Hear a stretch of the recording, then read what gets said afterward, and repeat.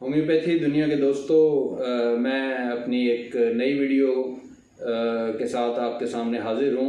आप इस वक्त मेरा YouTube channel homeopath doctor Mohammad Naeem जो है उसमें मेरी एक नई वीडियो जो कि मेरेज़मेस यानी सूखेपन के हवाले से है और ये पिछली वीडियो का तसलसल है, उसको आप मुलाहिज़ा फरमा रहे हैं। सूखेपन यानी मेरेज़मेस के हवाले से ये मैं अपनी इस दूसरी वीडियो में आपके सामने एब्रोटिनम का कंपैरिजन जो है वो एथ्यूजा साइनेपियम, ब्राडाकार, कल्केरिया फास, आयोडम, करियाजोट, नेट्रोम्यूर, ओपियम, सैनिक्यूला, सारसफ्रेला, सिफ्लिनियम और ट्यूबरकुलिनियम के साथ जो है वो पेश करूँगा। मेरी पिछली वीडियो में आप एब्रोटिनम का कंपैरिजन एसिटिक एसिड के साथ जो है वो मुलाहिज़ा फरमा चुके हैं। आप जानते हैं कि मैं अपने वालिद डॉक्टर अकमल साहब के रिटन वर्क को वीडियो की शक्ल में आपके सामने पेश कर रहा हूँ। उनका ये वर्क एलन बेस्ड है और डॉक्टर अकमल साहब ने अगली जिस दुआ का जिक्र किया है वो है एथ्यूजा साइनेपियम। इस वक्त हम एब्रोटिनम के हवाले से सूखेपन या मेरेज़मेस के मुतालिक जो है वो बात कर रहे हैं और एथ्यूजा साइनेपियम का सबसे पहले मैं मुआवजना पेश करूंगा एब्रोटिनम के साथ। डॉक्टर अकमल साहब वो कहते हैं कि इस मेडिसिन का मरीज़ जो बच्चा है एथ्यूजा साइनेपियम का वो शदीद कमज़ोरी का शिकार होता है, खड़ा नहीं हो सकता और ना ही अपना सर संभाल सकता है। इस बच्चे का चेहरा भी एब्रोटिनम जैसा होता है यानी ओल्ड लुकिंग और झुर्रियों भरा। यहाँ तक एथ्यूजा साइनेपियम की अलामात एब्रोटिनम की अलामात के साथ मिलती हैं। अब हम देखेंगे कि वो कौन सी अलामात हैं जो एथ्यूजा को एब्रोटिनम से अलहदा करती हैं। एथ्यूजा के बच्चे का मैदा दूध बर्दाश्त नहीं कर सकता, दूध फुटकियों की सूरत में तुर्श बू के साथ क्या हो जाता है और साथ जर्द सब्जी मायल लेसदार पकाने वाला डायरिया होता है, जिसकी वजह से वो आस्ता आस्ता डिहाइड्रेशन का शिकार हो जाता है और वो दूध पीता चला जाता है। फ़ौरन या कुछ देर के बाद तकलीफ़ के साथ कह कर देता है और साथ ही उस पर गुनूदगी तारी हो जाती है और माँ समझती है कि वो सो रहा है। जब बच्चा उठता है तो भूखा होता है और फिर पेट भर कर दूध पीता है, कह करता है और गुनूदगी में चला जाता है। ये चक्कर 2-3 दिन तक चलता रहता है और बच्चे की ज़िंदगी के साथ ख़त्म हो जाता है।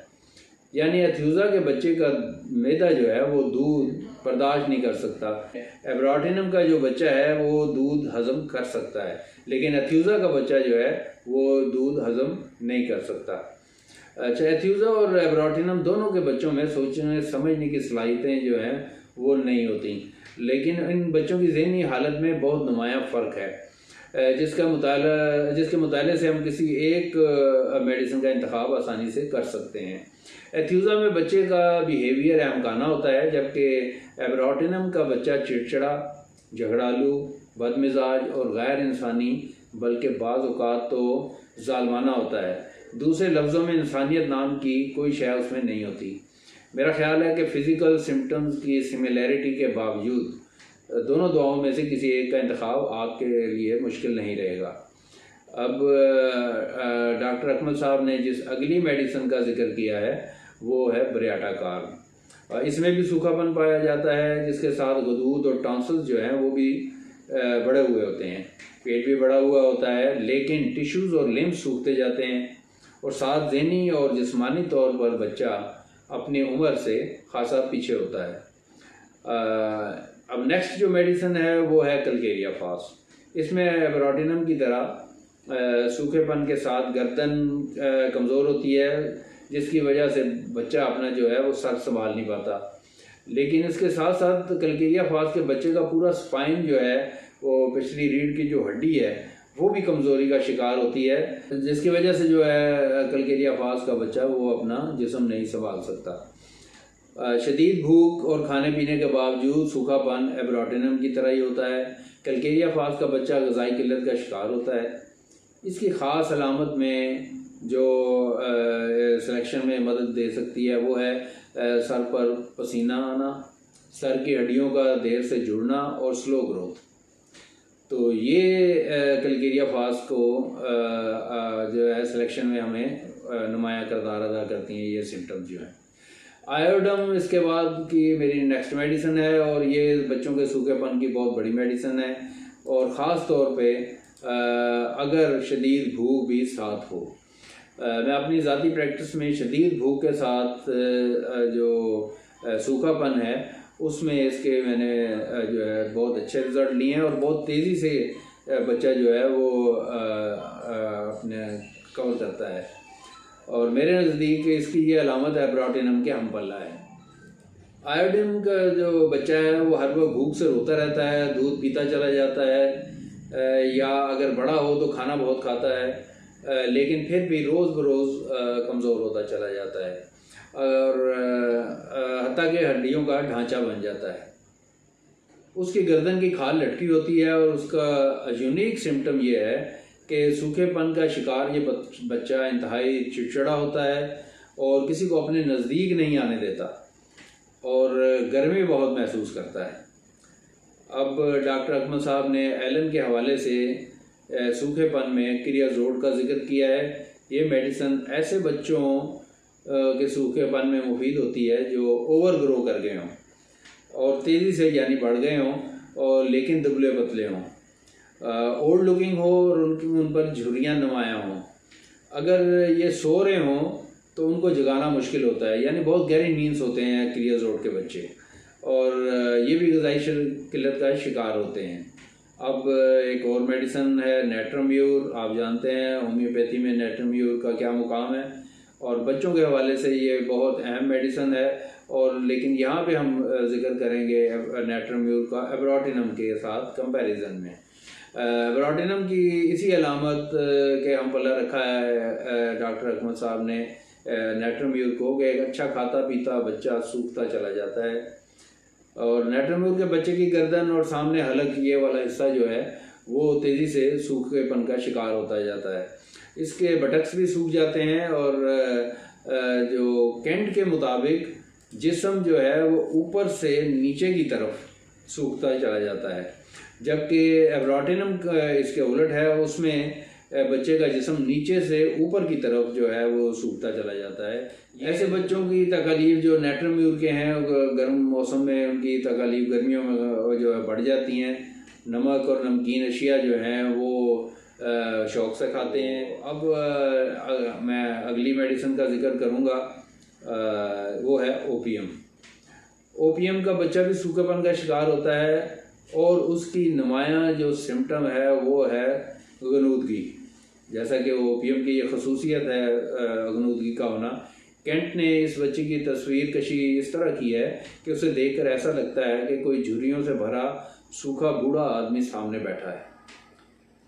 नेक्स्ट मेडिसिन है सैनिक्यूला, जिसमें बच्चा शदीद भूख के बावजूद सूखता चला जाता है, यानी बच्चे का सूखापन दिन ब दिन बढ़ने वाला होता है। उसकी गर्दन की जिल्द झुर्रियों भरी होती है और लटकी हुई होती है, उसे शदीद कब्ज़ होती है। ये दोनों अलामात जो हैं वो नेट्रोम्यूर में भी होती हैं। सैनिक्यूला का बच्चा जो है रात को कपड़ा ऊपर लेना बर्दाश्त नहीं करता। अगर उस पर माँ बाप कपड़ा देते हैं तो वो टांगें मार कर उसे उतार देता है। वो दुबला पतला होने के बावजूद सख्त जगह पर लेटना पसंद करता है। बेड वेटिंग का भी शिकार होता है और अगर उसे रिकेट्स का मर्ज भी हो तो सैनिक्यूला एक और कन्फर्मेशन होगी। सैनिक्यूला का बच्चा जो है वो देखने में बूढ़ा लगता है, जैसे क्रियाजोड और ओपीएम के बच्चे बूढ़े दिखाई देते हैं। तो सैनिक्यूला में अब आपने देख लिया कि कब्ज़ शदीद गर्मी का पाया जाना, सूखेपन का शिकार, ये और बेड वेटिंग, ये सैनिक्यूला जो है वो इन अलामात पर तजवीज़ होगी।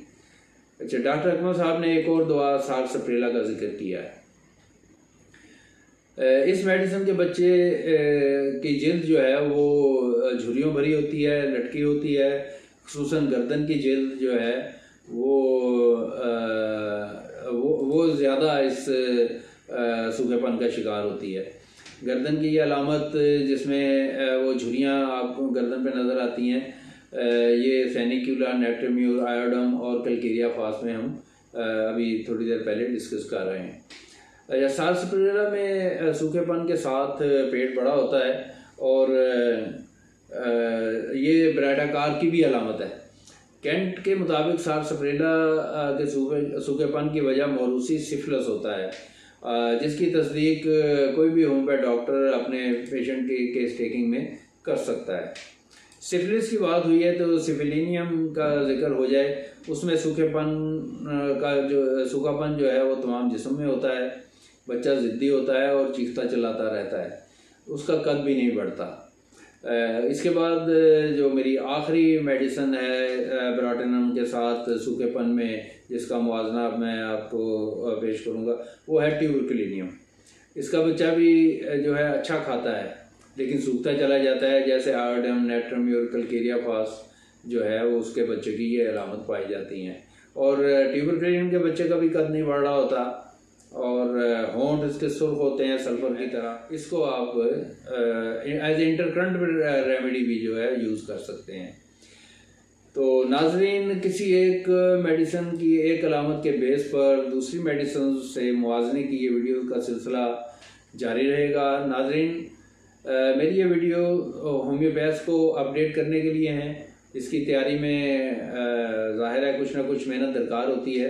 अगर आप YouTube पर इस वीडियो को लाइक कर दें और मेरे channel homeopath doctor Mohammad Naeem Tabassum को सब्सक्राइब कर दें तो मैं समझूंगा कि मेरी मेहनत आपको पसंद आई। और साथ में मेरी एक रिक्वेस्ट होगी कि डॉक्टर अकमल साहब की मग़फ़िरत और उनके दर्जात की बुलंदी के लिए दुआ ज़रूर कीजिएगा, जिनके नॉलेज को बेस बनाकर मैंने ये वीडियो आप सबके सामने पेश की है। अल्लाह हाफिज़।